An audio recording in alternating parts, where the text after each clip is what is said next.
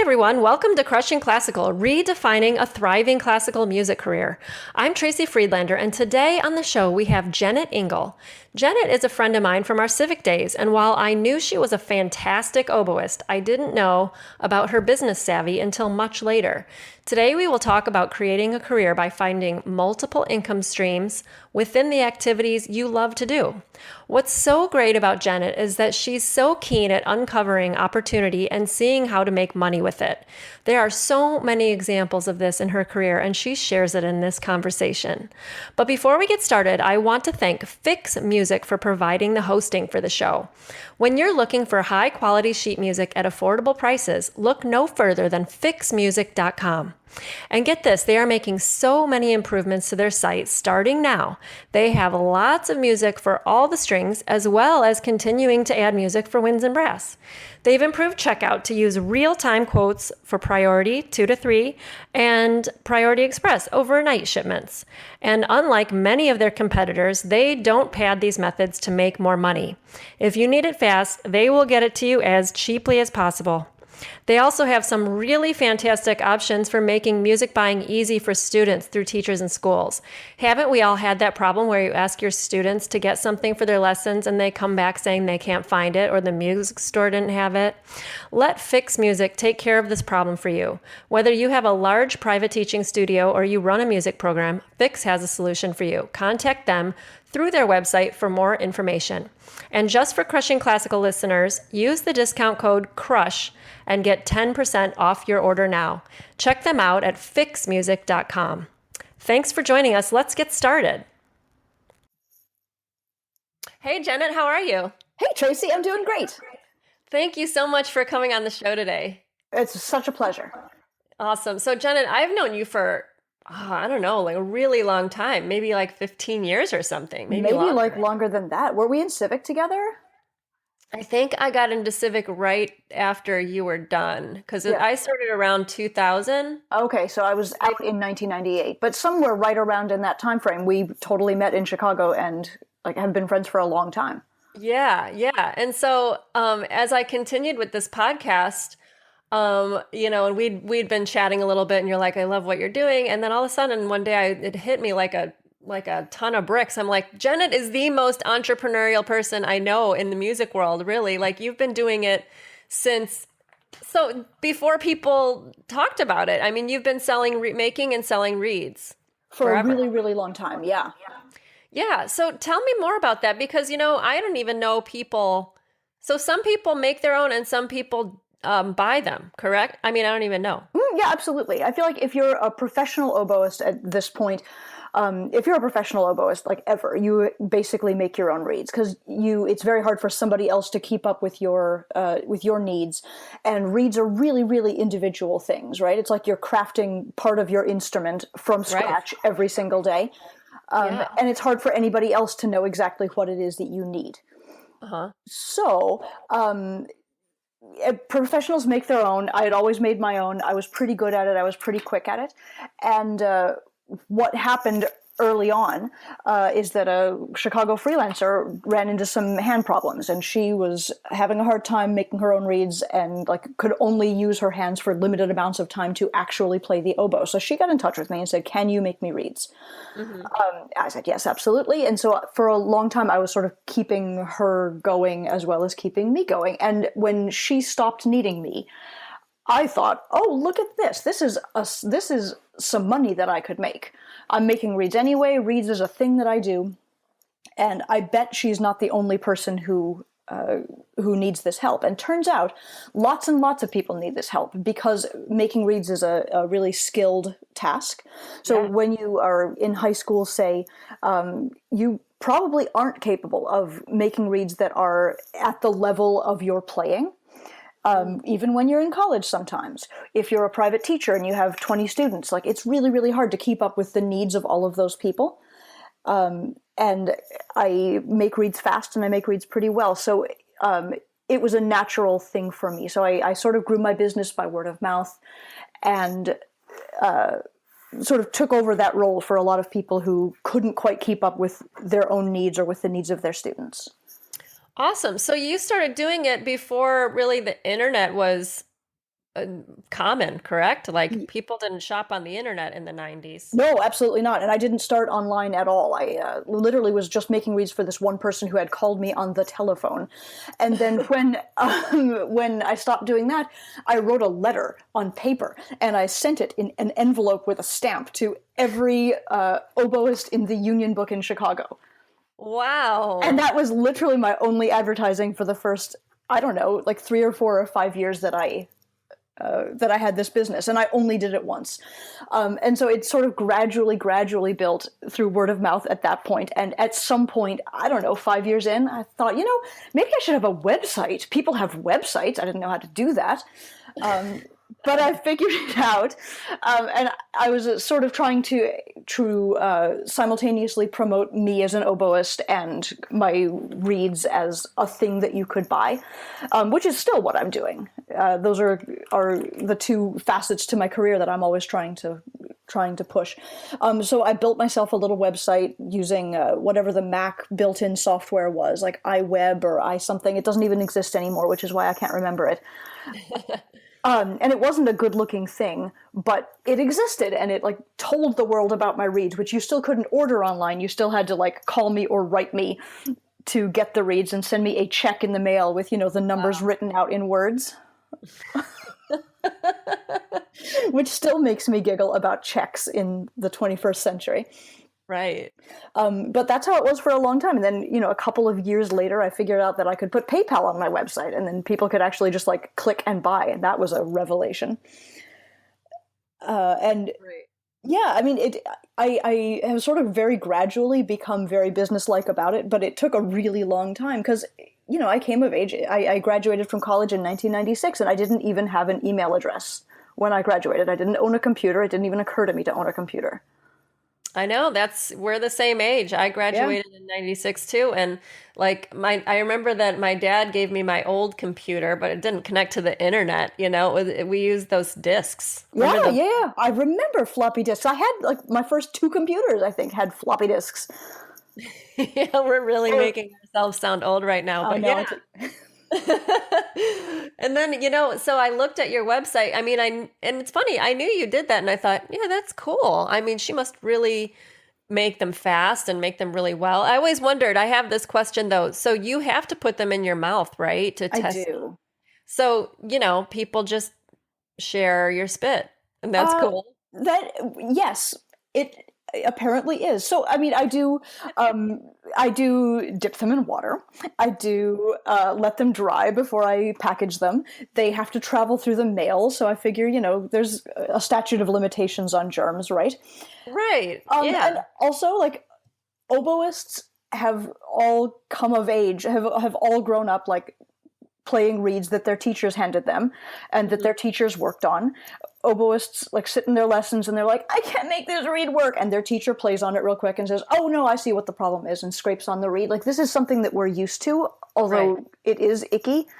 I teach a lot of students, and I'm very, very careful actually to not share immediate spit with my immediate students. I train them to crow the reed or beep the reed and have me diagnose it by sound, and then I scrape, and then I hand it back and I have them play it. But still, even now, and I feel like I've raised this to an art in some ways, and still, even now, sometimes I'm like, oh, give me that reed. Are you ill right now? If not, let me have that reed. I need to play it and understand what I'm hearing.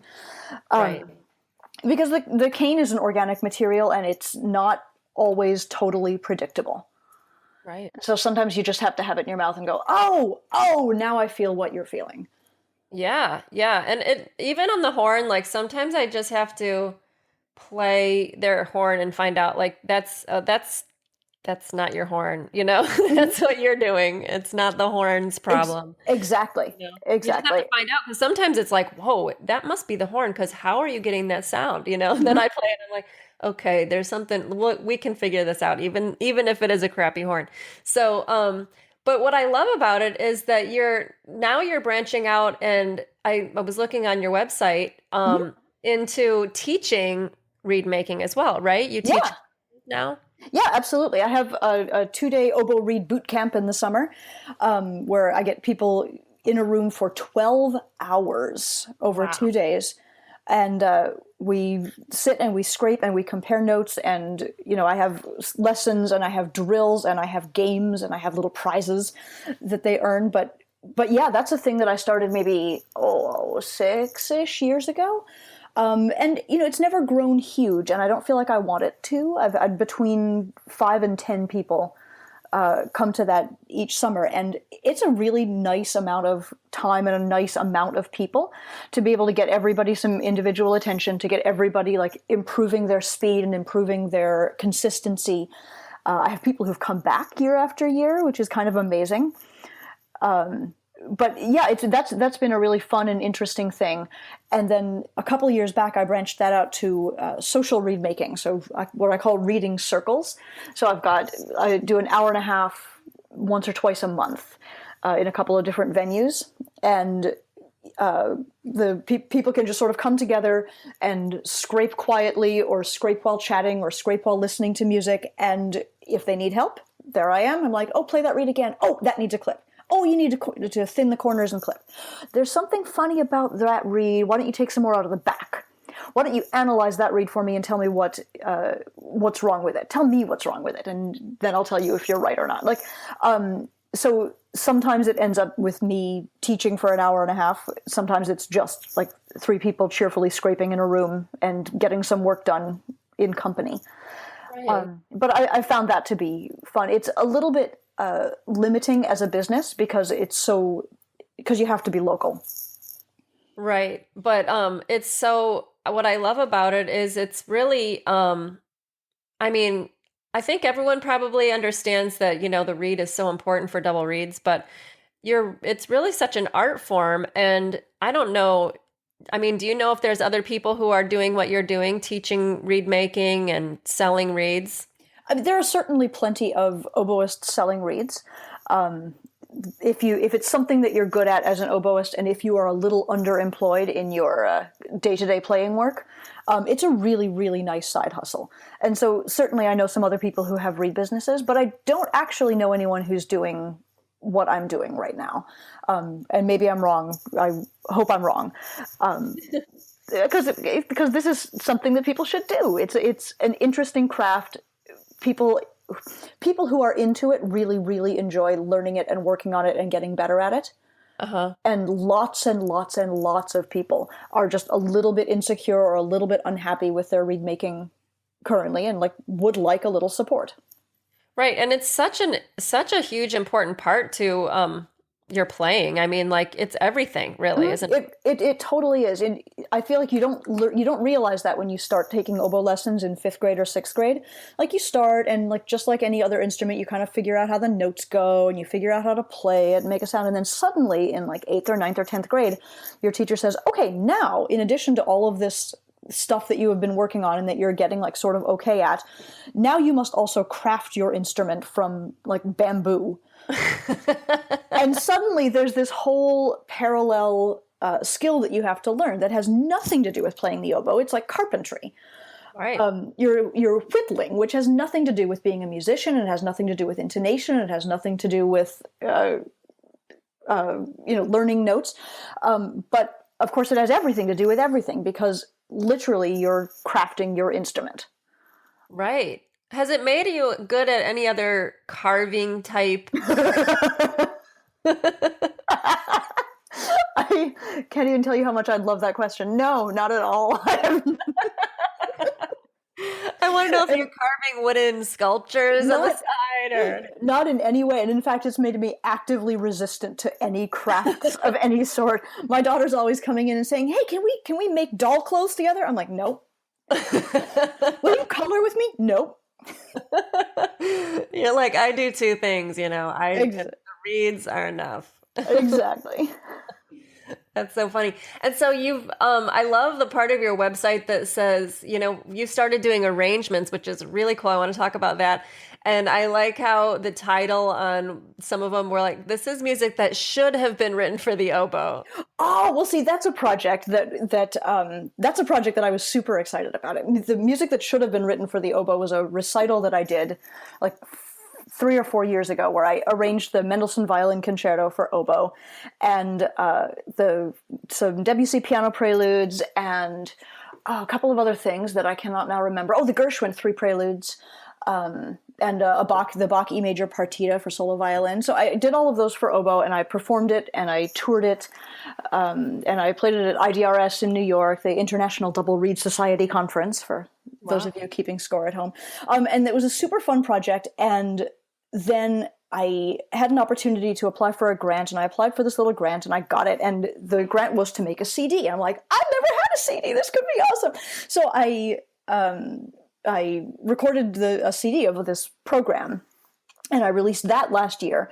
And right around that time, I thought, you know what? People are interested in this. Like, everyone had asked me, can I get that Gershwin arrangement that you did? I'm like, oh yeah, I should do that. So then I got organized and actually made my transcriptions like in a computer in a notation program, instead of just like playing from the piano score with circles and arrows and marginal notes, which is what I had been doing before.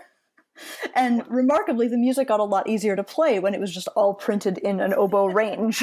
I would think so. Yeah. And so I popped those up on my website, and people have been buying those too. So so that was exciting. And of course, the CD is out, and for a while, people were excited about that and buying it. I haven't sold any in a while. Somebody should buy my CD. Is it on iTunes? It is. It's on iTunes and Amazon and CD Baby, and it's on my website. Okay, I'll link to that in the show notes for sure, as well as Awesome. all your website stuff. But yeah, that's so neat. So it sounds, what I love about how you've navigated your career so far is that it just blossomed, and gradually, organically, you followed the next thing. Like you said, I'm gonna go to this conference, and then you decided to write a grant, which we don't really, talk about writing grants in college or anything, really. I think you have to take a separate class for that. So you went off and did that, and then you got to do a recording. And I just think it's funny that, you did this music, and then it occurred later that you could sell it, once people started saying, hey, I want to play that.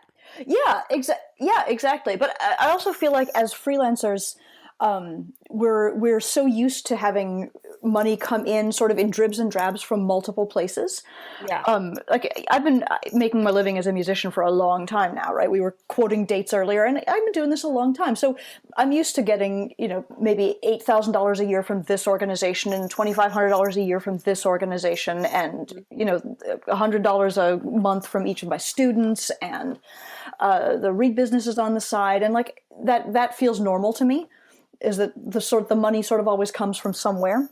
Yeah. And so it didn't feel unreasonable that when someone was like, oh, I really would like to play that Gershwin you did. I'm like, oh, I did put some time in on that. Like that was a project that took me a little while. So here, I'll just get on this notation program. Oh, and then I'll figure out how to get the rights to it, which I did do, and paid for those so that I could sell it legally. But yeah, that felt like a natural progression. And similarly, like people have asked me, oh, what tools do I need to come to your Oboe Reed Bootcamp? I'm like, well, I'll tell you what tools you need, and I'll give you some Amazon affiliate links so that Amazon kicks me back a little bit of money for that. But now that I think about it, what if I looked around and found a dealer price on some knives and some mandrels and some plaques? I'll put those on my website too, but only the ones that I like, because I'm not actually interested in turning myself into an oboe merchandise store. Right. But the stuff that I like and I recommend and I would use and I would buy anyway, I have no problem with that. So that's how my little online store has gotten as big as it has. It's like, well, I use this knife, and I'm going to need another one in 6 months, so why don't I buy 5? Mm-hmm. And offer those for resale, because people ask me, what equipment are you using for this? I'm like, well, I'll tell you. And also, I'll point you to it right here, and you could buy it from me. Right. That makes so much sense. And if they're already on your website signing up for the course or whatever, they can sign up. They can buy all that stuff too. Exactly. It's great. It's a great business. And now that we're talking about your performing a little bit as well, I wanted to ask you about when you decided to move to South Bend. I know I didn't put that on the list, but I just was thinking about it, because I know how hard it is for us Chicago people to leave Chicago because Mm-hmm. Chicago's so great and everything. And so you got into the South Bend Symphony, I think I saw it was Like 2007. 2006, maybe. Yeah. So you had been freelancing there for a long time, and then Mm-hmm. I suppose because we played there together as well. I played there probably the last 1 or 2 seasons before I Mm-hmm. left Chicago, and so I remember you were playing principal there Yeah. then, and then there must have been an audition and you won it. Mm-hmm. So tell Yep. me a little bit more about that. We'd been living in Chicago for 12 or 13 years, and we're sort of taking the jobs that came up, right? Yeah, So it turned out after a while that one of my jobs was down in Springfield, which is 3.5 hours south, and one of my jobs was in Northwest Indiana, which, like, from the north side of Chicago, was a solid hour and a half or 2 hours sometimes, yeah, just to get down into the southeast suburbs of Chicago. And I was teaching over at Valparaiso University, which is also in Indiana. So we had somehow bought a condo up in Rogers Park. So I was living on the far north side of Chicago, and some weeks it felt like all I ever did was get into the car and like fight my way through all of Chicago traffic to get into Indiana and like start doing some real driving, or to get to like the south of Chicago and start doing some real driving, yeah. which was exhausting and difficult. And when I got the job in South Bend, suddenly like a lot of my income and a lot of my time was coming from Indiana and happening in Indiana. And South Bend is a nice town. Like Yeah. Munster, Indiana, and Merrillville, Indiana, like I wouldn't move there, but South Bend was lovely. Yes. There's a pretty river you can run along, and so we looked at it for a while, and it sort of just made sense. And I talked Steve into it, and we moved out to Indiana and got this goofy little rental house. Because we hated the drive, I hated the driving, and because we couldn't afford to live in our condo in Chicago, frankly, Mhm. because we bought it right at the top of the bubble because we're smart like that. So it was costing us an arm and a leg for this little box in Chicago. And meanwhile, for quite a lot less, we could rent this entire house in South Bend. And turned out that not too long after we moved, I realized that what was actually going on is my biological clock was saying, let's settle down and move into a house like my parents' house and have a baby, which hadn't even crossed my mind before. But as long as we were in a house and we were in a town, we went ahead and had a baby. And um, and shortly after that, we got even smarter and we bought a little house in South Bend, which, because we were then at the bottom of the bubble, Yeah. we bought with literally pocket change and credit cards. Like we scraped out the insides of our pockets and maxed out 2 credit cards and bought a house that was just this side of inhabitable. Oh, and you And renovated it? and we renovated it. I say we, I mean Steve. Renovated it and sold it actually just last year. And meanwhile, we managed to step up into like this actually really super nice house that we're living in now that I really love. That's great. Yeah, so I mean, it sort of was an evolution, like everything else about my career and my life. Like it occurred to me as a good idea, and then we took action on it, and then like we sort of developed it until it actually turned into a really good idea. I love that. That's such a great way of looking at it, and I feel like in some ways, I did a parallel thing as you, but I left town and moved for much further south to North Carolina and Hmm. realized that yeah, rent is a lot cheaper in other places than Chicago. Hmm.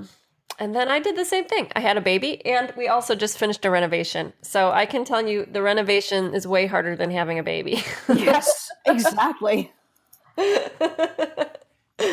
But that's great. So you love living in South Bend then. I think it's a great town. I It really do. is, I and remember going there and loving it. yeah, and it's gotten a ton better even since you were here. Probably like we've got this young progressive mayor, and like there's all sorts of businesses and brew houses popping up, and like they've redone all the downtown streets so it's easier to get around. Like this is a nice town and it's popping.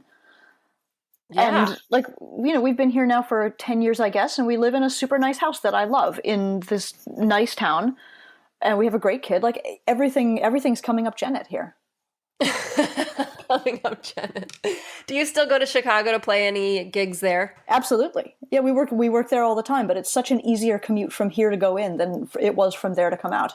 That makes sense. It's kind of the reverse Yeah, commute. yeah, exactly. It feels like I'm always going the other direction from traffic, and I start my drive with the 100 miles of easy, Hmm. and then I almost never have to go all the way up to Rogers Park or Evanston anymore. Right. Oh, and I remember that drive coming from the far north side all the way going all the way down. Exactly, it's terrible. Yeah, just the worst. I could have a whole podcast on complaining about Chicago traffic, I think. I think I could, and I haven't really been affected by it in years. Right. Yeah. So we've sort of been covering the topic of your whole career, and I wanted to bring up the money thing. We just mentioned it a little bit ago.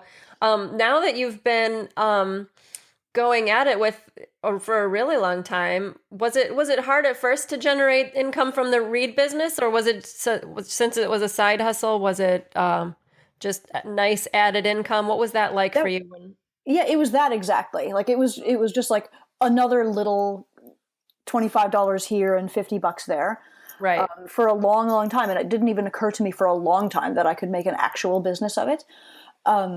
Again, I just sort of stumbled into it and let it build really, really organically. And it was always just a thing that I was doing on the side. And but as I got more grown up and I got more interested and I started listening to like business podcasts, I'm like, oh, look what I could. What if I started a newsletter and then I could like use my email lists and I could market myself every month. What if I offered subscriptions? And sure enough, like it really has turned into a terrific business. It's been a long time since either Steve or I did anything that was not music related and that was not a choice that we made. Mm-hmm. I mean, a long time. We're really happy. That's great. That's great. And so now would you say the business is a good portion of your income as a part? It's a significant portion of our income. It's probably a solid third, maybe even approaching half of our household income now. Oh, that's fantastic. It is. It's really, really nice. And you mentioned subscriptions. I saw that on your site and I meant to ask you about that. That's really great because subscriptions are kind of a thing now, Mm-hmm. So I love that you jumped on board with that concept because everyone wants auto ship now. Everyone wants things to just arrive at the door. I mean, maybe not everyone, but I do. Like, I don't want to have to think about things. I just want it to show up. Exactly. So it's once I discovered PayPal's recurring payments dashboard, I set up these subscriptions so you can sign up and it automatically bills your credit card or your PayPal account each month. So I don't have to think about it and I don't have to invoice you and I don't have to worry about it. And I make the reads and I know the order is coming in so I can prepare and I can plan ahead because they do take time. So I can mail out reads right away to whoever has ordered. Instead of making them wait while I make the reads, see? Right. And, you get a little discount for subscribing, and it seems to make everybody happy. I know it makes me happy. That's really great. That's so cool. And, you mentioned all these different sources of income, and I'm right there with you with like, a stack of 1099s and a few W-2s and stuff. So you guys have a good accountant, right? We do, yeah. Anytime I meet a musician who does their own taxes, I'm like, you're insane. Yeah. So yeah. I feel like it would even be one thing if I was just doing like all the 1099s and all the W-2 income, but with that and the side business, and then for a little while we were renting out our little house and we've still got that condo in Chicago that we're renting out. Like it's just too many things, too many Schedule C's and Schedule A's, and I don't even know what the schedules are. Right. That's cool. So you still have a rental property. Yeah. But again, we bought that condo right at the top of the bubble. So it was underwater for years. And so we've got it rented. We just refinanced it. We're on track to pay it off soon. Like it'll all be fine eventually. But it took us forever to get that thing under control. I bet. But yeah, that was probably smarter than selling it, and tons of money. So yeah, we tried for a little bit to sell it, and the best thing, the best nibble we got was still going to require us to come to the table with like $15,000 or $20,000, and we didn't have that. Right. Like I didn't want to pay somebody $20,000 to take my condo away. No way. That That was doesn't sound like a that was good terrible. So So, on my show, I always ask my guests about their defining moment, where they're at the crossroads and they choose the more difficult path, which I lovingly call the screw this moment. hmm And what did you have one of those in your career at all? I'm going to say that my most recent screw you moment was really recent, because all of those various aspects of my career have just sort of grown organically, right? I think of a project, I take it on, I see whether it's going to fly or not, and eventually, like as things get more successful and as things get busier, everything sort of comes together in one great big mess. Like I'll have a week like I had, I don't know, 3 weeks ago, where it was a Masterworks week with the South Bend Symphony, and all of the committees that I am on in this orchestra, like all had giant things happening during that same week. And all of my students were, I was trying to reschedule students into every single crack. And of course, we're getting down to the end of the semester with colleges, and I was trying to jam everybody's lessons in. And of course, I had a whole bunch of reorders up, and, I have a child. Yeah. So everything was suddenly like on my shoulders all at once. Right.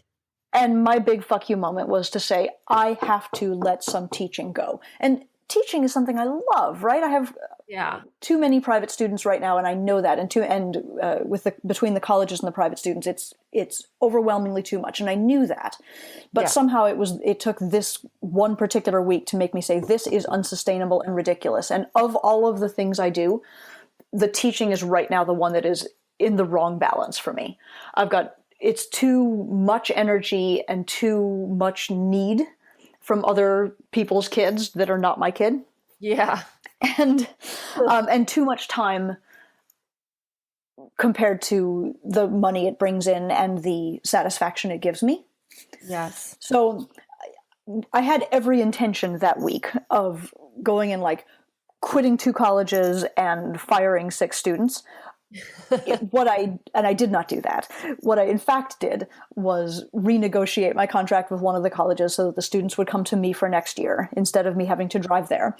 And I determined and vowed to my husband and to my blog readers and to myself that I would not take any more private students for the next, until I can manage my load better. So I'm going to let the studio fade out by attrition. And I know that doesn't sound like I actually took that much action, but it felt like a lot of action because I had hard conversations with the people at the college.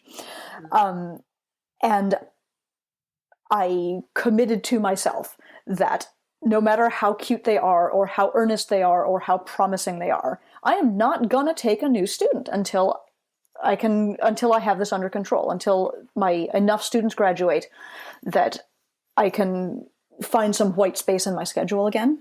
Yes. Because this year has been super frustrating. The read business has boomed in a great way. The committees that I cheerfully agreed to join and in some cases chair for my orchestra, like, have been super busy. It's been a lot, and I've felt like this whole year I haven't been able to have a creative thought or be at the level that I want to be. Right. For something. So I got to make the white space again, and so there has been at least some commitment from me to make that happen, and that's new. I'm not a person that says no to. I'm not a person that says no to anything. Yeah, it doesn't sound like it. You just said you teach at 2 colleges. Well, 3.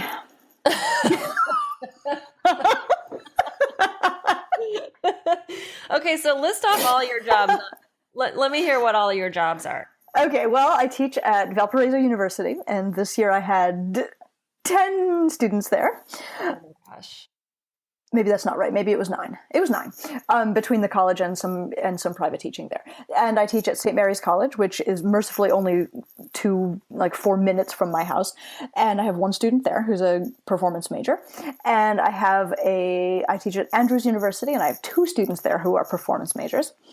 And I teach 7 more students at my home. Mm. And I have a read business.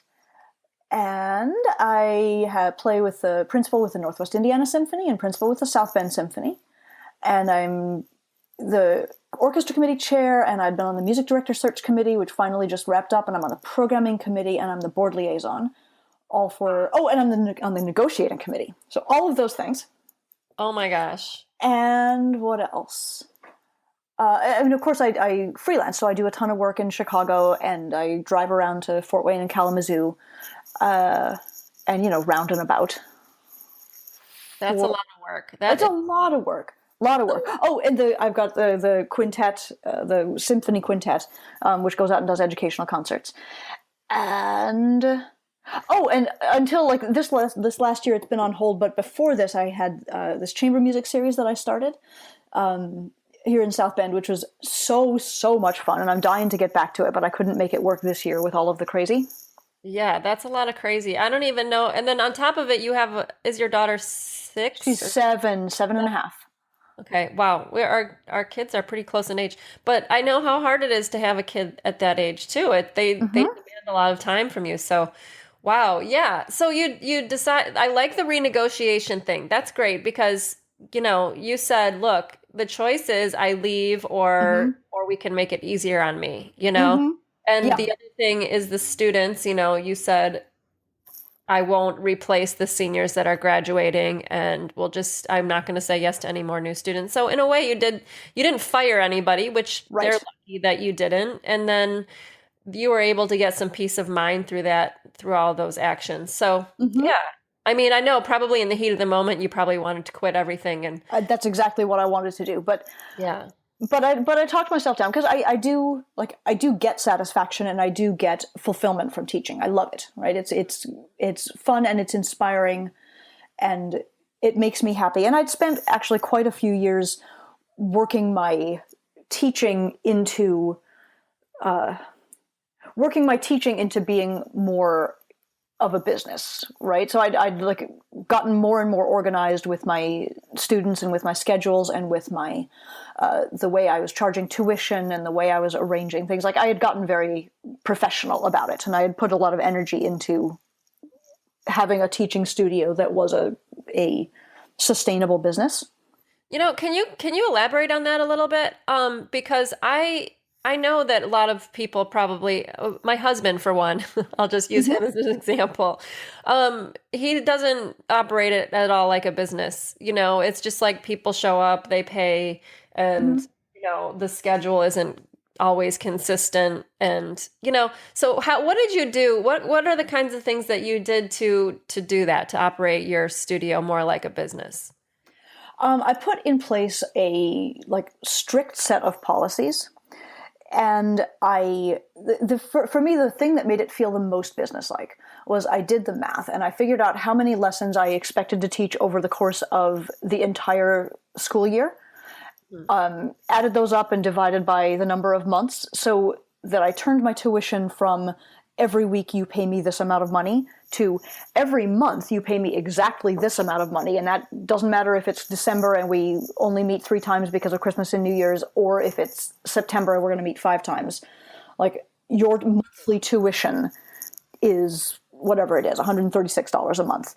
And that covers this many lessons over the course of the entire year. So suddenly, I could predict the income, when it was going to show up and how much it was going to be, so I could budget for it, and they could predict how much they were going to pay me and budget in their family schedule for it, which made that feel more like a normal recurring monthly bill and less like, oh shoot, is it time to pay the teacher again? Right. How much is it this time? So that's what that was a big thing for me, and. What else did I do there? But the problem with it that I discovered this last year with my great big fuck you moment was that because I had arranged to have so many lessons per year, and this year I just got busy. Some of my students were super busy, but I was super busy, and so I didn't feel like it was easy to cancel a lesson. I felt like I had to get makeup squeezed in, so I've got students in every nook and cranny. Yeah. Although my professional plan is to teach only Mondays at Valpo, Tuesdays and Wednesdays at home, Wednesday mornings at Andrews. Like I had this structure where I was only teaching 3 days a week, sort of 4 really. But as I get busy, it has to expand because I can no longer do like specific times. So they end up being like Thursday mornings and Friday late afternoons and Saturday while Zoe's at art class, and that ends up being terrible. It feels terrible for me, and it's hard to schedule, and it's hard to organize, and it makes me feel like a disorganized mess when I keep trying to schedule them. So the other part of my thought process was, I'm going to move this from every month this is your tuition to more of like what did my friend characterize it as a yoga class schedule. Like, you pay me in advance for 4 lessons is my new plan, and as we get those 4 lessons in, we'll check them off, and then you pay me in advance for 4 more lessons. So that way, if we get to a week where I'm busy, instead of saying, oh, can you come in on like Thursday at 2:43 instead, I can say, we're going to cancel this week, and I'll see you next week for the 3rd of your 4 lessons. That makes sense. And then then the person might be they might pay for 4, and it'll just kind of come out in the wash each time, where exactly, maybe the next month they get 5 lessons or whatever. Well, they'll pay for 4, and then like maybe it'll take us 7 weeks to get those 4 lessons in. That's not ideal, but maybe that's what happens. And then they'll pay for 4 more, and maybe we'll get them all in 4 weeks. That makes sense. Yeah. It just feels like that gives me a little more breathing room.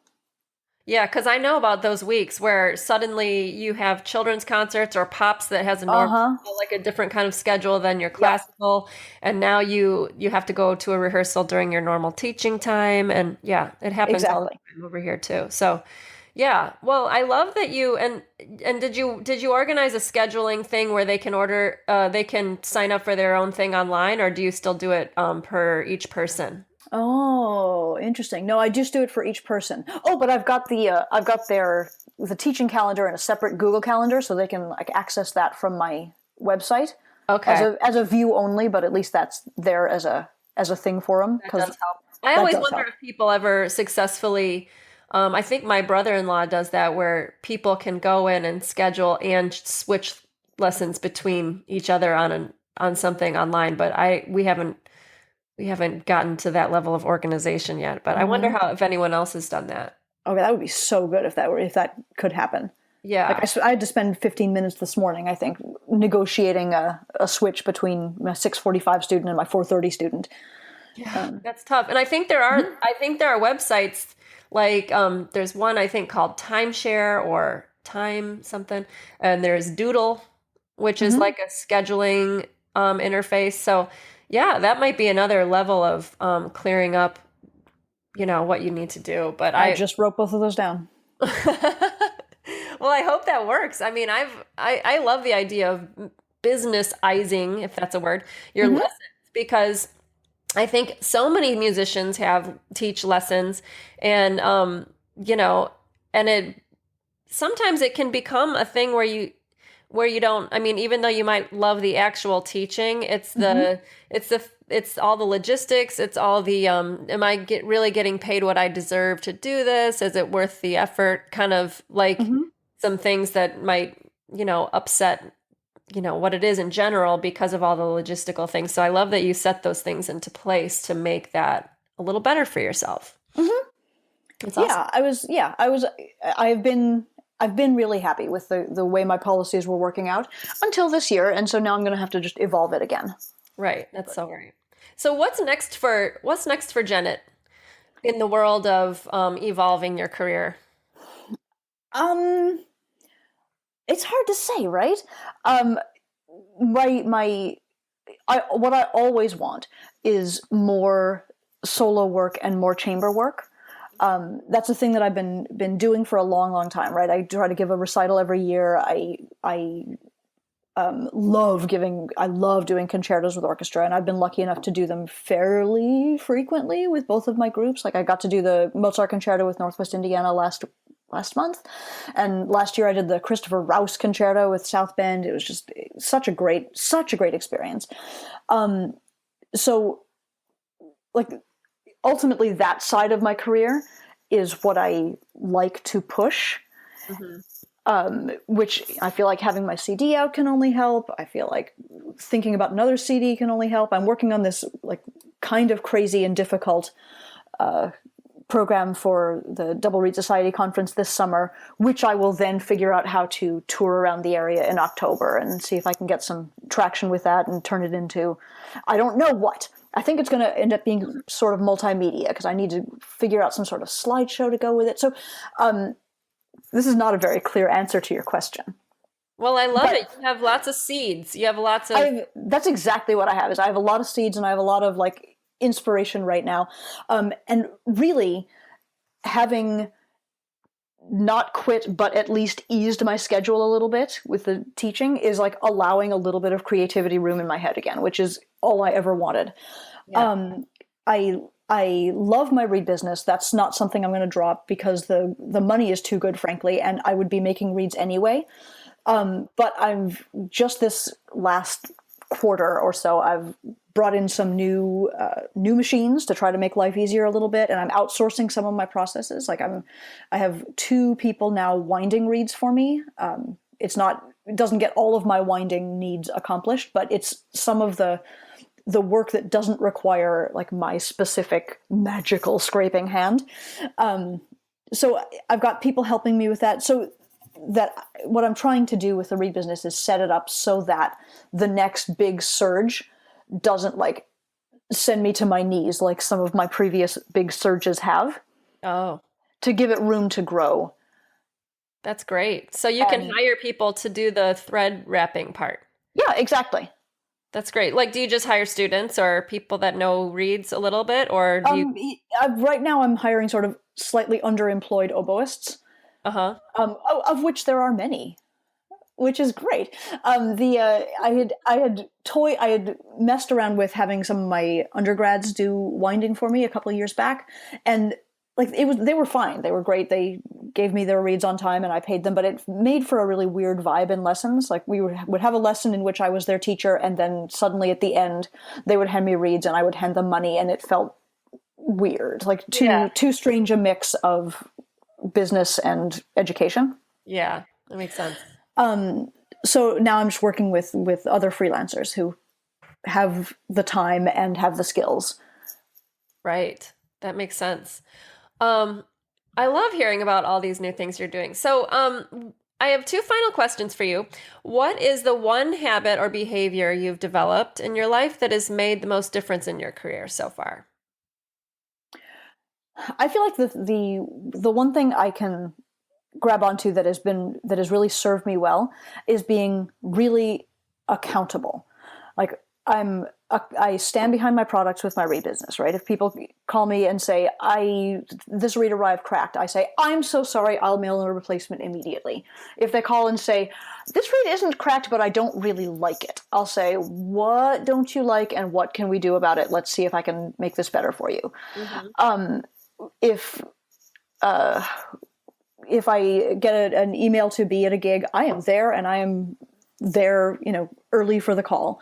And if I'm playing something, if I'm asked to do any solo work or any chamber work, like I'm not only going to come with it prepared, but I'm going to go the extra mile, and I'm going to have something ready to talk about. I'm going to be, if someone says, oh, tell me about this piece you're playing, I'm going to have something ready. So it's not just like, oh, it's by some guy. Like, if it's something that I'm featured on in any way, or there's any chance that I'm going to have to talk about it, I'm going to be ready to talk about it. And I feel like that habit of like just being on top of my game and just delivering a little bit more than I have to. Yes. Is the thing that has been serving me really, really well. I feel like, because lots and lots of people have read businesses, and reads are individual, and like everybody doesn't like everybody else's read, and it's fine if you don't like my reads. Right. But the thing that's setting my read business apart a little bit, I think, is that if you ask me a question, I am super responsive to it. Yeah. I'm right there, and I will help you. And if I need to replace the read for you, I will do it. That's just great business. That's just being a great business owner too. you know? It is, and I mean, I feel like that's a natural thing, and I don't always see it. Like some of my students will order reads from other places, and they'll be 3.5, 4 weeks after ordering, and they still don't have their reads, or they come and they're funny looking and they can't get the person on the phone again, and this feels weird to me. That feels like bad business. Yeah, definitely. Definitely. Especially in today's day and age where there's someone's making something else better and doing it, Hmm. offering great business to you no matter what. So yeah, it's sort of like expected now, I think, in the world today that Hmm. that you should get good business. So it's great that you are doing that. So and I have one more question. Who in the classical world inspires you right now? Um, okay, this is just going to be a big like fangirl shout out to my friend Zen Above Ours. Do you know her? No. She plays in the Nashville Symphony. She's a violinist, and she was at Eastman with me, forever ago. Um, and what I'm really admiring about her right now is that I'm like following her on Facebook unabashedly, because she's got this career with the Nashville Symphony, but she's also got this side career as a travel writer, and she's got this other side career as one of the founders, I think, of a chamber music ensemble that does like serious, really cool new works.